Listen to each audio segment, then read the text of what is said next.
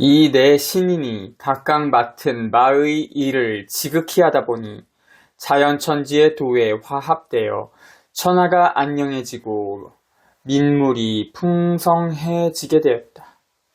인하여 네 신인은 공을 이루고 각각 자신의 직분을 나타내는 무령을 만들어 소리를 냈는데 그것이 바로 사물이다. 이 사물은 능히 천지 만물을 고동시켜 만물의 신령한 기운을 복돋우고 흥을 일으켜 사특한 기운이 저절로 사라지게 하는 것이다. 그래서 능히 사람과 곡식의 병을 다스릴 수가 있었고 곡식과 채소 등을 해치는 벌레까지도 박멸할 수가 있었던 것이다. 하여 사람들은 이를 가리켜 농악이라 이르게 되었는데 농악이란 바로 농사를 짓는 사람들이 모여치는 굿이라는 뜻이다.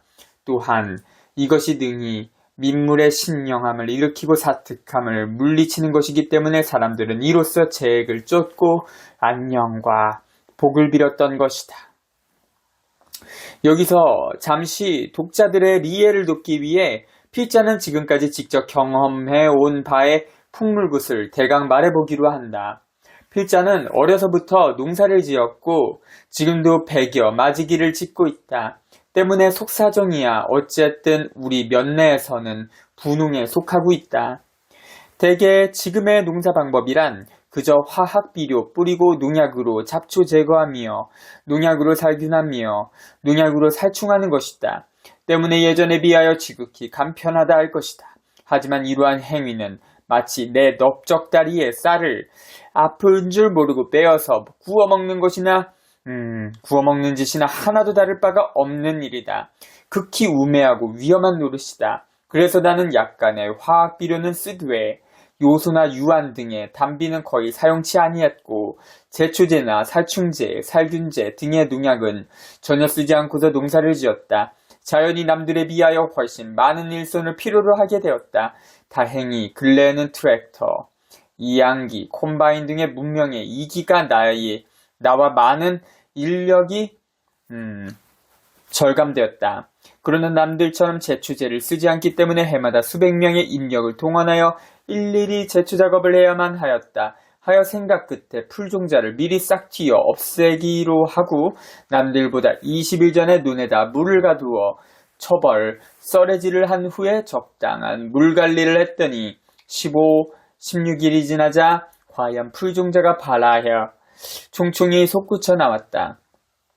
모내기 3일 전에 다시 두 벌 썰애질을 하여 그 풀을 다 묻어버리고 3일이 지난 후에 물을 완전히 빼고 모를 심고서 적당한 물 관리를 했더니 과연 생각과 같이 너는 깨끗하였다. 그렇게 하여 제초 문제를 해결할 수 있었으나 벼가 무성하면 흔히 발생하는 도열병, 문겁병, 야도업충, 흑명나방 등의 병충에는 어찌해 볼 길이 없었다. 때문에 비료만큼은 쓰긴 쓰되 남들보다 적게 쓰자는 방식으로 농사를 지어왔던 것이다. 헌데 어느 해 굳은 장마로 인해 벼가 웃자라 장차 문고병, 입마른 병 등을 견디지 못하고 쓰러질 것만 같았다. 이에 고심하던 끝에 생각해낸 것이 바로 풍장굿이었다. 풍장굿은 먼 옛날부터 벼가 잘된 눈에서는 반드시 쳐왔다는 것이기 때문이다. 하여 전라도 임실, 필봉 농악의 기능 보유자인 양순용 선생에게 굿가락을 익힌 바 있는 오광열, 김정수, 박남준 등의 친구들을 불러다 논두렁을 돌아다니며 한나절 동안 풍장굿을 신명나게 쳐봤다. 그랬더니 그렇게도 웃자라 바람이 조금만 불어도 제대로 서있질 못하고 흐느적거리던 벼가 돌연히 생기가 돌아 씩씩해지는 듯하였고 볏잎을 갉아먹던 벌레가 며칠 후에는 거의가 누렇게 떠서 죽어 있었다. 그 벌레는 어찌나 지독한지 농약 중에 최고로 독성이 강하다는 파라치온 원액에다 10여 분 동안이나 담가두어도 생명이 끊기지 않고 꿈틀거리는 것이다. 아마 농사를 지어본 사람이면 그 벌레가 얼마나 가증스러운 것인 줄을 누구나 다 알 것이다. 나는 단지 풍장굿을 쳐줌으로써 땅의 영기를 되살리고 지력을 북돋아 웃자란 벼에 강한 활력을 불어넣어 쓰러짐을 막아보고자 했던 것이다. 그런데 뜻밖에도 벌레까지 잡아버린 것이다. 참으로 놀라운 일이었다. 당시 구패의 꼭두새격인 이 동엽씨는 아래와 같이 말하고 있다. 우리가 풍장굿을 끝내고도 여흥이 있어 농로에 모여 앉아 1시간 남짓 동안이나 굿을 더 쳤다. 굿을 치면서 보니 벼들도 흥이 나는지 마치 사람 마냥 덩실덩실 춤을 추는 듯하였다. 실로 우리 가락은 묘한 것이었다. 나는 지금도 그때의 감상을 잊을 수가 없다. 이를 직접 보고 느끼지 않은 사람은 절대로 믿을 수 없는 일이라 할 것이다.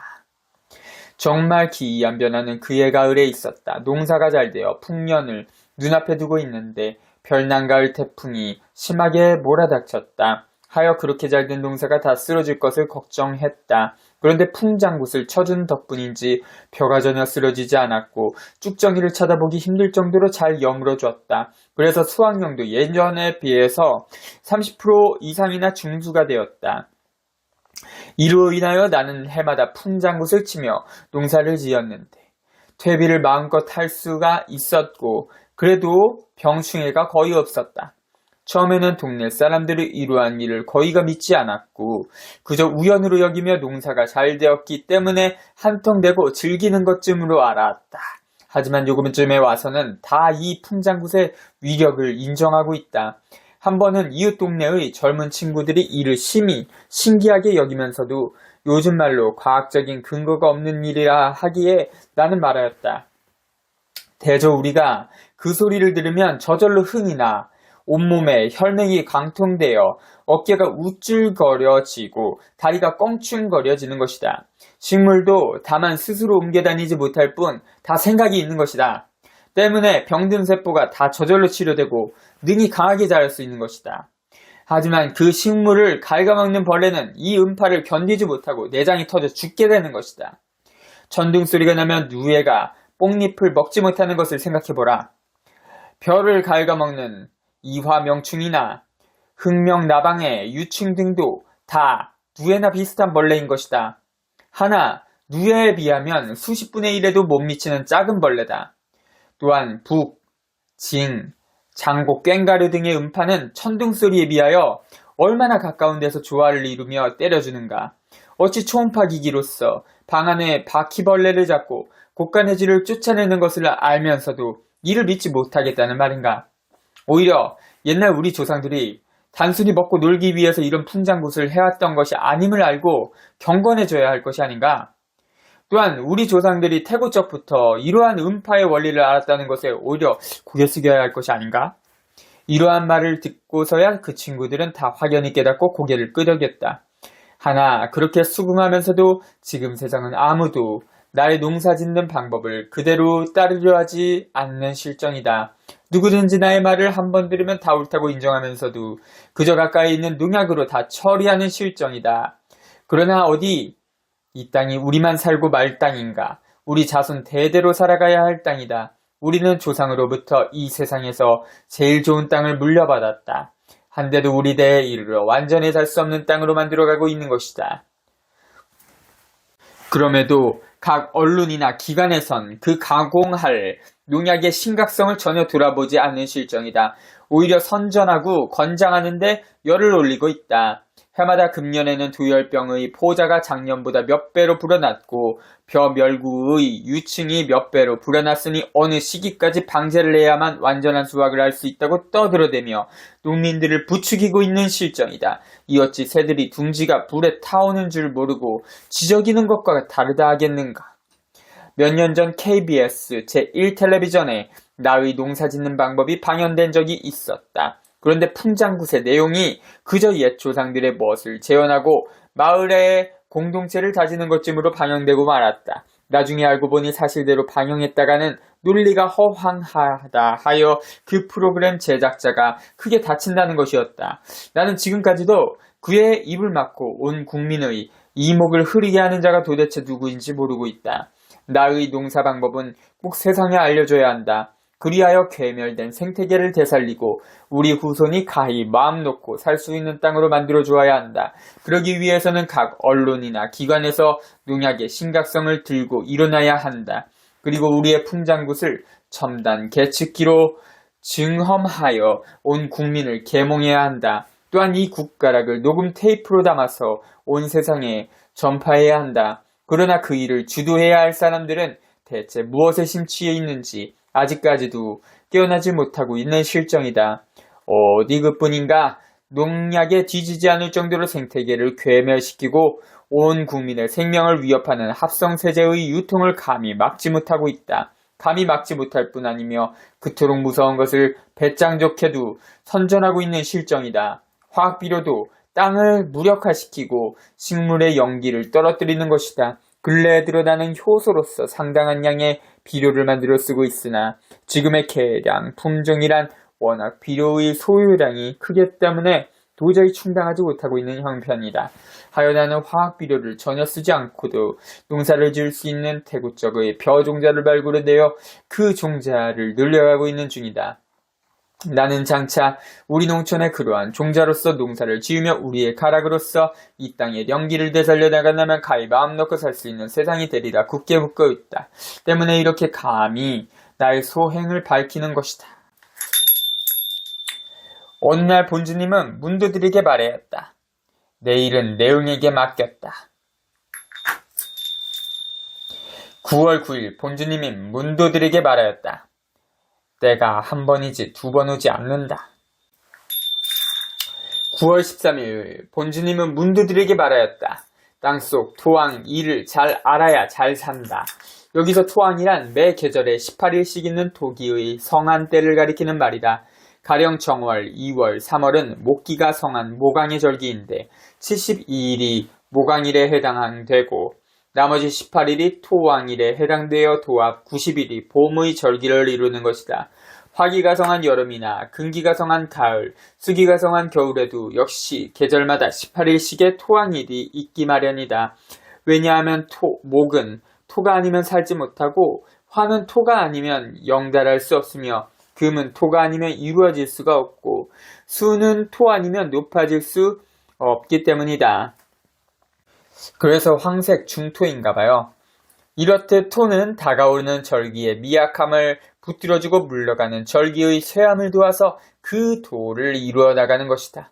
그러므로 오행이 다시 왕하고 또 토기를 기다리게 되는 것이다. 인정상과는 문도들에게 그렇게 계절이 바뀌어가는 토왕 용사의 리치를 잘 알아야 잘 산다고 가르치며 땅의 중요성을 더욱 역설한 것이다.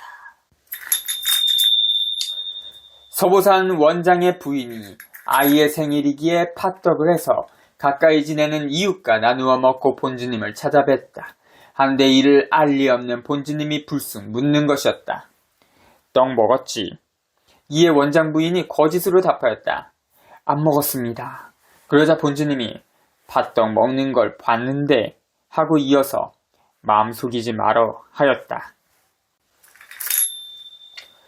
본주님이 이영석 한강수 문도에게 말하기를 한 호부의 종자로 한 말을 얻는 것은 그 사람의 공이지만 땅의 덕이요 하고 잠시 있다가 공덕을 지으면 복을 많이 받아 하였다. 본주님이 문도들에게 말하였다. 마음을 바루어야 해. 죄 지으면 못 써. 인단계에서는 죄를 면할 수 있으나 신명은 용서 않는다. 설진도가 본주님을 처음 찾아뵈었는데 본주님이 그에게 말하였다. 내응 집에 일이 많으니 도와주라. 하여 설진도가 고동진네 집에다 나무를 한 짐 해다 놓고 다시 본주님을 배우니 본주님이 말하였다. 조목 하나라도 상하면 못 써. 즉 나무를 해도 낙엽이나 마른 나무를 할 것이지 살아있는 것을 꺾거나 베어서 해오면 안 된다는 것이다. 본주님의 문화에 들어 오랫동안 수련한 사람들 중에 그 령대가 잠옷 밝아져 기행, 이적을 행하는 자들이 늘어갔다. 즉 나름대로 무슨 도를 터득했다는 것이다. 그러다 보니 이들 중에는 조직을 만들어 무슨 교를 꾸미고자 하는 자들도 있었다. 이에 본주님이 그 일에 깊이 관여하고 있는 여진이 백복동의 별칭에게 말하였다. 문서 당색이 파군이 줄 테니 문서 빼와라. 이에 여진이는 동연히 깨달았다. 이는 사람들이 그 교판에 입교하면서 낸 서류를 빼오라는 것 뜻이었다. 여진이는 그 주모자를 찾아가 그자가 포섭해 두린 사람들의 문서를 달라고 하였다.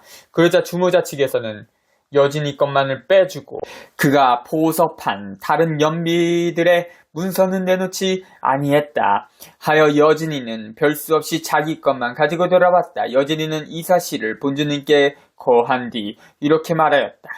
밥 주인으로만 삼겠습니다.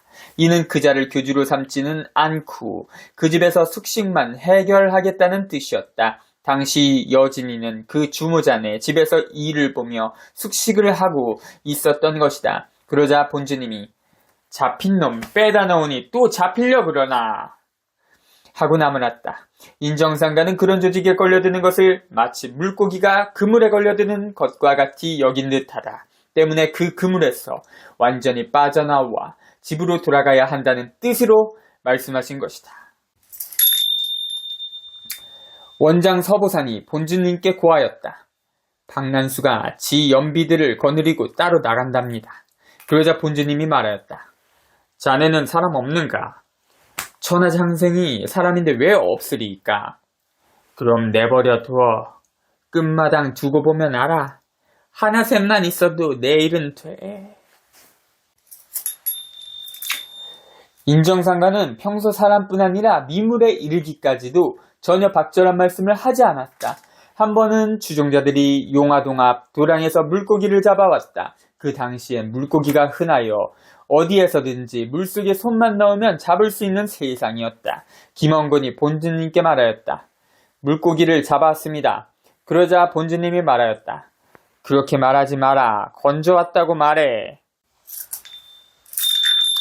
박통호, 유문혁, 김동규 등의 젊은 문도들이 본주님의 사진을 찍으려고 찾아뵈었는데 마침 본주님께서는 새 옷으로 갈아입고 앉아 있었다. 김동규가 본주님께 문턱까지 옮겨 앉아주실 것을 간청하자 본주님이 그의 말과 같이 자리를 옮겨 앉아주었다. 하여 김동규가 사진기를 꺼내어 들고 밖으로 나와 사진을 찍었다. 그러자 본주님이 물었다. 그게 무엇인고? 이에 김동규가 대답하였다. 사진기입니다. 무서운 거 아닌가? 아니옵니다. 본주님은 김동규를 잠깐 물끄러미 바라보다가 말하였다. 무서운 것이야. 18. 탄핵을 선포합니다.